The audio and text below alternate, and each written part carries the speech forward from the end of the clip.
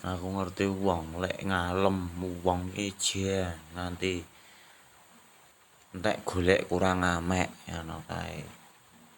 Ngalem wong ngono kae ya wis sing kae pernah ngene ku, ae wonge ngene.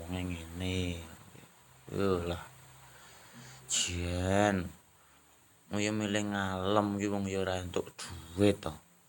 Ora rewangi but gawe. Wong ya ora njer ngalem ki njer muni.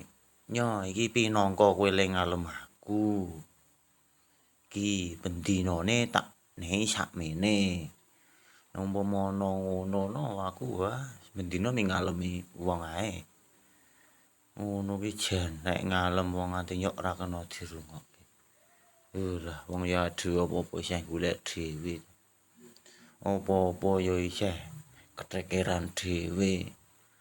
Mangan ra mangan awak dhewe isih golek dhewe. Ngono kok ya ana to ya sing kok ngono kuwi. Lah bangga-banggake wong. Le pernah apane, le wonge sugih, le wonge pinter, le wonge piye. Iyo ngalah to.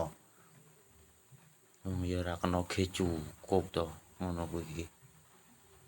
Lah jan mikir gitu. Nek bangga ki ya asile keringet dhewe. Kuwi kena dibanggakake. Aja kena nggo cukup. Ngono.